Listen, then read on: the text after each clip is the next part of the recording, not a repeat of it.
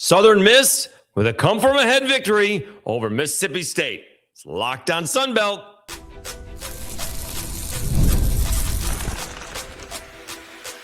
You are Locked On Sunbelt, your daily podcast on the Sunbelt Conference, part of the Locked On Podcast Network, your team every day. Hello, everybody. Dave Schultz, Locked On Sunbelt, your teams every day. Today's episode brought to you by Game Time. Download the Game Time app, create an account, and use code LOCKEDON for $20 off your first purchase. Terms and conditions apply. All right, back in the palatial studios in Louisville, Kentucky. Some technical difficulties, which we knew were coming, and we had planned for it, but the package didn't arrive when it was supposed to, so hopefully we'll have better lighting on tomorrow or for the next episode. All right, so we will get to the Cajuns hosting LSU. Huge ball game on a Wednesday. We'll get to the basketball. Cajuns and ODU advance. But we got to start off with Southern Miss hanging on. I'd like to come from ahead victory, up 5-0, and they win on a couple of strikeout wild pitches. I mean, that's got to be a brutal way to lose a game. And we'll get to that because I do want to point out, because I think the broadcasters do a great job for Southern Miss. They're trying not to blame the catcher, though, and I think there is some responsibility there. But nonetheless, huge crowd at Pete Taylor Stadium, and I need to let Southern Miss fans know, randomly, I mentioned this earlier in the week, or last week, I guess. When I was in Lafayette, I met Pete Taylor's son, Doug. He teaches at the local Catholic school, St. Thomas More. So random. He was my friend's teacher, and getting ready to teach his niece in a couple of years. So I met Pete Taylor's son, Doug. Nonetheless, great crowd, 6 p.m. game, exactly when my plane was taken off. So I may have seen, may have heard that the 3-run home run, all right, had happened. And Southern Miss takes the lead. Drey Barrett with a 3-run home run in the first, 450 feet. I mean, two things happened in that one swing, right? That's exactly what Southern Miss wanted and exactly what Mississippi State did not. All right. And you just didn't want to get the crowd into it from the get-go, and they got into it from the get-go, right? Almost too good to be true. And now at 3-0, even at 5-0, nobody thinks that game is over with Mississippi State. All right. If it's LSU and their offensive struggles, maybe. All right. Because we'll see what happens against the Cajuns, but they have been struggling offensively, at least this past weekend in Baton Rouge. But Mississippi State battles back, right? They get it back to 5-5, and they take the lead at 6-5. I turn it on. It's the bottom of the 7th inning, and there's a couple of runners on, and I think it came all the way around. They come all the way around from second base, and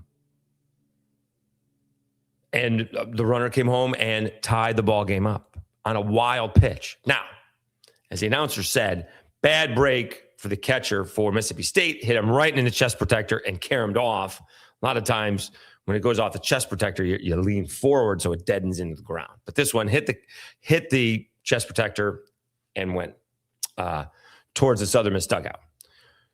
All right, so I think the same pitcher was in there, and he's ahead in the count of the next batter, and the go-ahead run is on at third base.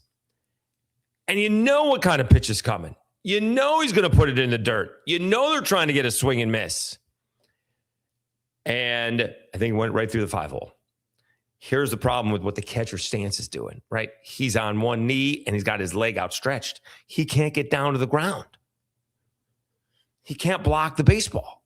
That's a problem, and you got to be anticipating that. That happens all the time, whether it be professionally, minor leagues, college. When you got a runner on at third, you're ahead of the guy at the plate, and you're not coming in with a fastball. You're coming in with a pitch that he can't hit.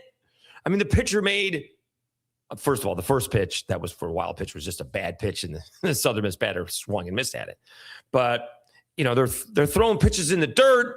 You got to anticipate that. You got to be ready for the wild pitch. I mean, Southern Miss won a ball game on 2 strikeouts. So I do think there's some responsibility that goes to the Mississippi State catcher in that situation, right? I mean, the pitcher made his pitch twice, and the Mississippi State catcher couldn't keep the ball in front of him. And that's a huge difference. Now, RPI-wise, not an upset, right? Southern Miss is still number 1. Right? Can't beat Mississippi State and go down. They are still number 1 in Warren Nolan's RPI. By the way, Missouri State is number 11. That's who the Cajuns lost 2 out of 3 with to open up the season. So that's not too bad. But all of a sudden, looks like Mississippi State has fallen a little bit, right? They were ranked 4th overall, but now they fall to 31. Let me see if that's including tonight. They are 31, so maybe they haven't fallen. They Warren Nolan's got that all the way to the right. How many spots up you go on how many spots down you go.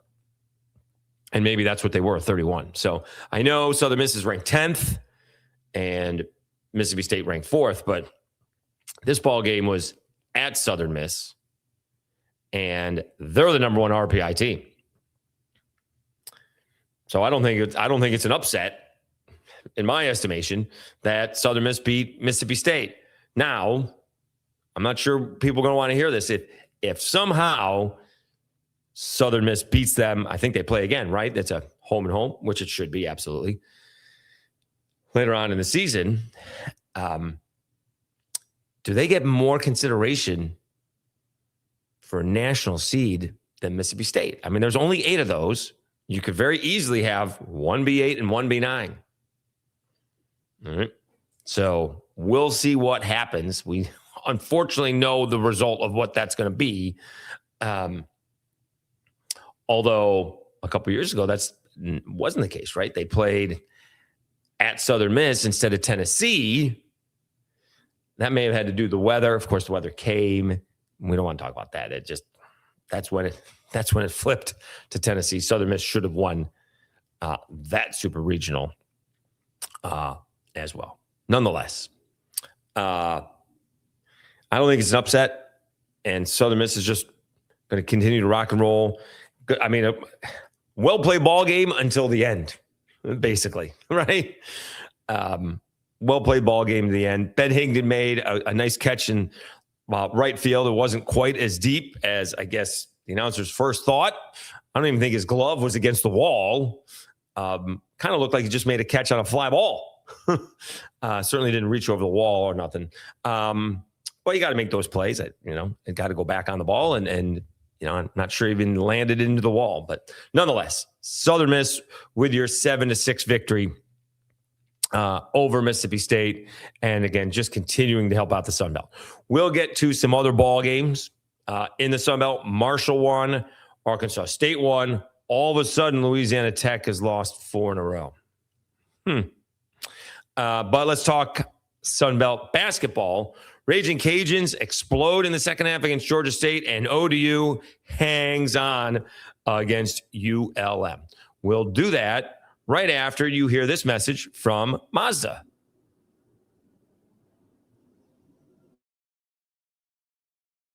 I'm Clea Butler, host of Locked On Women's Basketball, and this is Mazda's Women's Basketball Snapshot, celebrating the work no highlight reel can ever capture. Number 1 ranked UConn dominated St. John's 85-49 on Sunday at Madison Square Garden, extending its winning streak to 47 games.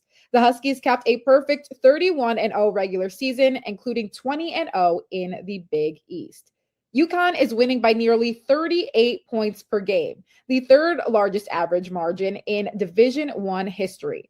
Since 1999 to 2000, UConn has 9 undefeated regular seasons, as many as all other programs combined, and has turned 6 of those into national championships.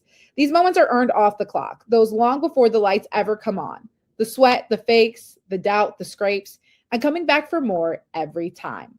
Mazda puts that same drive into every detail. Wins define the moment, putting in the work, that defines you. There's more to a Mazda because there's more to you.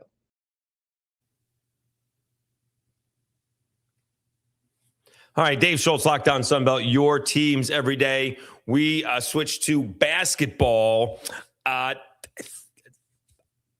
Somehow I saw the first half. First half was pretty good. We'll do Ragin Cajuns first up, all right? And that was back and forth. Cajuns had a lead. Georgia State comes back. Georgia State has a lead. Cajuns come back, and Georgia State had, I think, a 2-point lead at half, 38-36. All right. Got to be 41-36. And then the Cajuns just exploded. Something that we talked about, Georgia State's played tough all year, can't find a way to finish. And that's what happened here. The Cajuns just went right past them. It was, again, 41-36 and one by Micah Tucker. Then it became 47-41. That's a 11-0 run. They got it to 49-41. That's a 13-0 run, and that's basically your ball game. They got it to 49-46. And then that was basically it. They just pulled away from there as the Cajuns exploded offensively. The Cajuns are not this big-time explosive scoring basketball team. They usually play pretty good defense, and yet they still give up 75 in this one, but obviously more than enough to beat Georgia State. In this ball game, Jackson Olvera, and it is Olvera. People like to put an extra syllable in there, an extra vowel. It's Olvera, 29 points on 9 of 16 shooting. Only took a couple of threes. Oh, and he hit both of them. 9 out of 11 from the free throw line and 9 rebounds. The thing about the Cajuns is, for the most part, they basically play with 4 guards and 1 big. That's it. And yet they still out-rebounded Georgia State 40-30. Second chance points, 20-8. And that's the difference in the ballgame. Or so, right? That's 12 points. Cajuns won by 9. 84-75. Dorian Finster did play, had 13 points coming off the concussion. But also Laverne, he's actually wearing a mask, maybe a broken nose. He had 12 points. Jones, he's the big guy. He's the big guy to begin with. He starts, and I think he had 5 points to begin the game. Maybe he had 5 points to begin the game. And he also had 8 rebounds. Bial off the bench had 10. For Georgia State, it was the Jelani Hamilton show. Second team All Sun Belt, did what he could keep Georgia State in it. 20 points on 8 of 12 shooting, does foul out of this ball game. Tucker had 18. Chappelle had 13. And that was most of the scoring for Georgia State.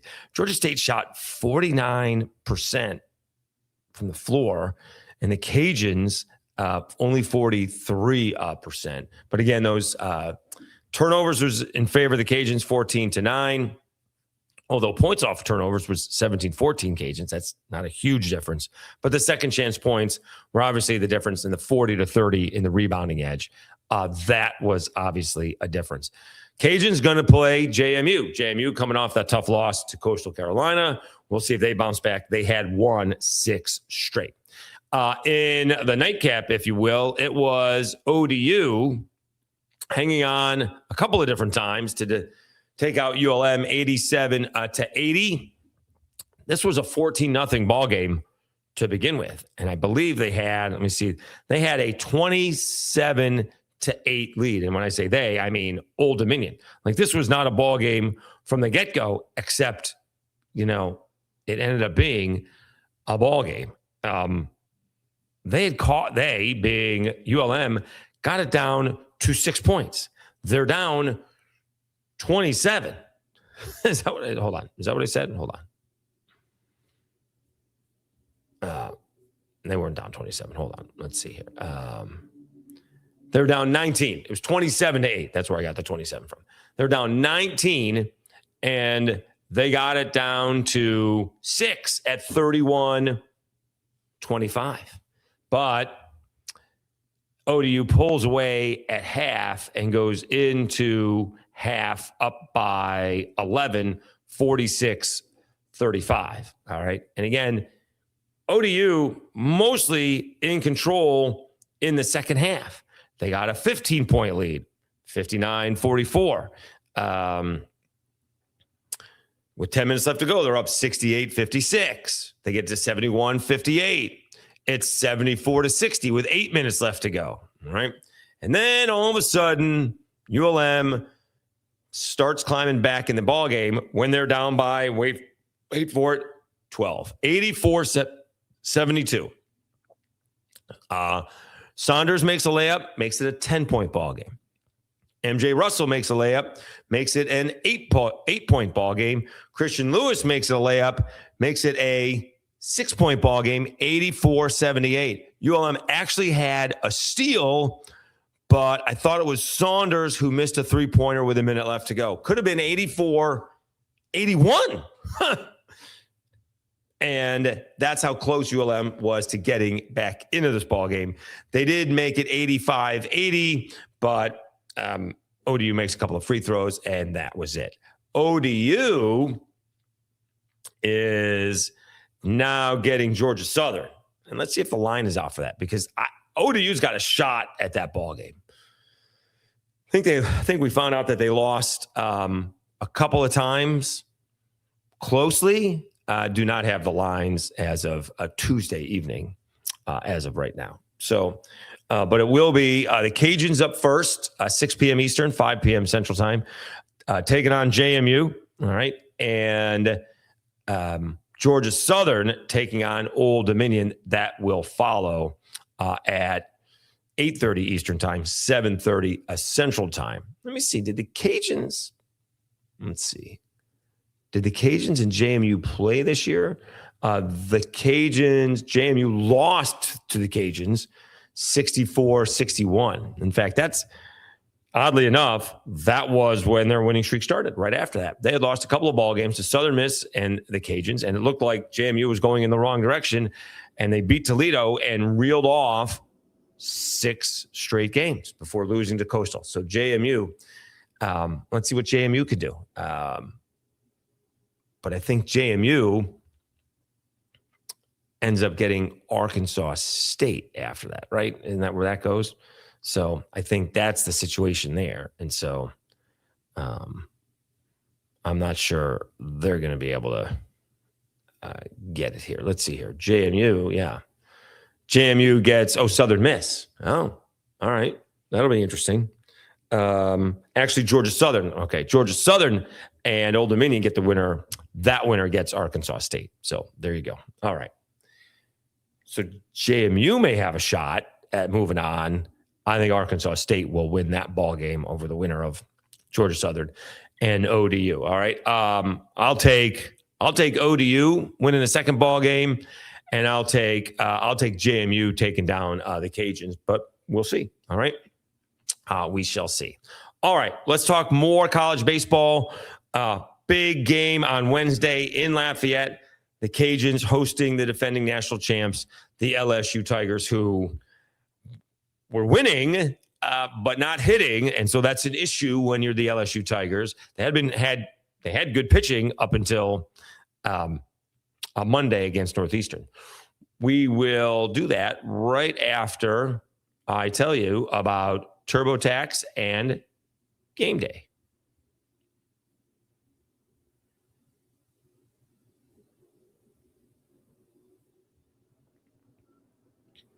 It's tax time, but for a lot of us, the old way of doing taxes is a lie. Trying to book an appointment that's not the most convenient, sitting in a waiting room with a stack of papers, emailing back and forth and wondering if they really get your situation. But this year, you're getting a major upgrade. Intuit TurboTax now has in-person locations nationwide. You can meet face-to-face with a real tax expert, and your documents get uploaded straight to your TurboTax app on the spot. And just like that, you're done. Your TurboTax expert works to get you every dollar you deserve while you get real-time notifications as you go about your day. It's the relief of walking in and meeting a real person and walking out knowing your taxes are being handled right. Head to turbotax.com/local to find a store near you and book your appointment. And Game Time. The biggest stretch of the college basketball season is almost here. Buzzer beaters, bracket busters, and those unforgettable moments that everyone's talking about the next day. Being there live for something like that, that's bucket list stuff. The hard part is always actually getting tickets. Long queues, prices jumping around, and surprise fees at checkout. The Game Time app gives the fans the advantage with constant innovation. It's how you unlock amazing tickets and experiences in just a few taps. It's incredibly simple to use. The Game Time guarantee means 100% legitimate tickets delivered on time at the best price. And here's the best part.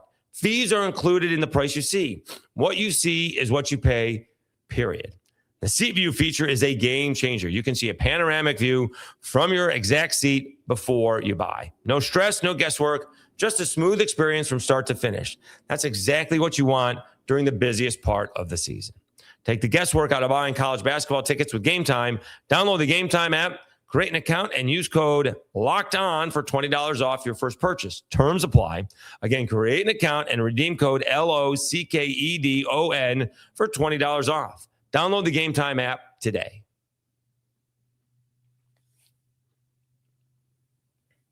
All right, Dave Schultz, Lockdown Sunbelt, your teams every day. I mean, it is a lot of fun right now, right? I mean, we got basketball, baseball. I know softball's going on. And you have these huge early season midweek ball games, putting the Sunbelt in really good shape early on in the season. And again, the RPIs will fall. I understand that. And others will go up. But before we get to LSU and the Cajuns, just heading into this ball game, and this will change because I'm sure there's West Coast games going on. And we just talk about the Sunbelt, because they are doing incredibly well. Southern Miss is 1. All right. The Cajuns didn't play on Tuesday and they dropped a few spots, I think from 14 to 17, but still awesome. Troy is 56. Marshall had a win. They moved up about 40 spots to 186. All right. Which is somehow amazing because Georgia Southern is 162 and has won 2 ball games. Georgia State is 95. They did lose to Georgia Tech, but played them tough. They beat them one time earlier in the year. South Alabama is 121. I think we mentioned Arkansas State is 54 and Texas State is 81. So, I mean, you got 1, 2, 3, 4, 5, 6 Sunbelt teams in the top 100 as of right now. And you got 2 in the top 20. I was going to say top 50, but you got 2 in the top 50, but 4 in the top 60. So, I mean, that's pretty good if you're the Sunbelt this early on in the season. And LSU is the one in the 70s right about now, which is the interesting part because they were playing teams like Dartmouth, Grambling, and Northeastern early on. And Northeastern, that popped because they were playing LSU. And again, that's going to help. Every time LSU goes up, Northeastern's going to go up. All right. And so now what you have here with the Cajuns is it's a sold-out stadium. It'll be full. I don't really want to get into the issue with the attendance, but it just didn't look very good against UC San Diego. It just didn't look very good. There was not a whole lot of people in the ballpark. I saw Saturday. I must have missed it Sunday, but it just didn't look good. And I compare it to Saturday because I didn't think they'd have 10,000 people there for Northeastern, but LSU was full on Saturday. Gorgeous day, by the way. And even Monday for LSU Northeastern, 6 p.m., it was kind of empty when I got there. And then I looked, and from the dugouts in, it was relatively full. You started to get out to the bleachers, it thinned out. I don't know what the attendance was, but it's certainly 6,000 to 8,000. And I know there's a difference, but boy, the Cajuns aren't even putting 1,000 in on Saturday. But okay, nonetheless, it will be a full house on It'll be a full house on Wednesday. And again, just a great opportunity for the Cajuns. And sometimes, and again, it's because it's not a series compared to what Southern Miss just did to La Tech.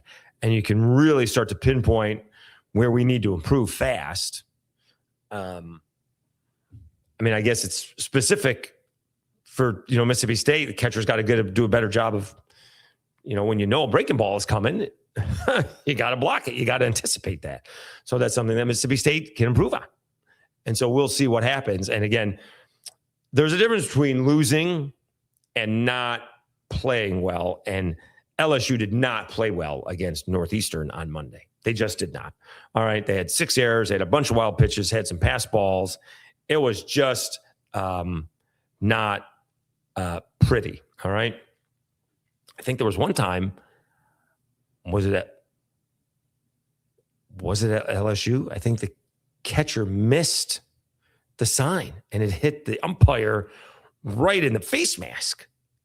And that was a wild pitch, allowing Northeastern to come home and score a run. If you go back and look at that replay, the umpire, who was staggering a little bit, he turns around to look at the play if there's a play at the plate, collecting himself to do that. But that's how much LSU was off. So they did not play well. Bats came around late.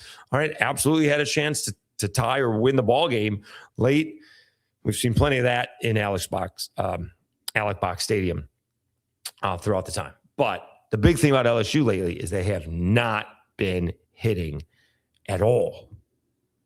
At all. It just has not been, it's been bad for them. And so they've been getting great pitching, and we'll go through these games here in a second. But they just have not been hitting. They lost 7-6 to McNeese. They had a late surge in that one. But they beat Dartmouth 5-2. They beat Northeastern 3-1. And they beat Dartmouth 3-0. Northeastern put a 10 spot on, or put a 13 spot on and was winning 13-2. So we'll see what happens. See if the Cajuns pitching, which has been, relatively good after that first weekend. They shut out Rice. They beat Maryland 9-1. They beat Kansas State 1-0. They beat Kansas State 3-2. They blanked UC San Diego 8-0 and 4-3.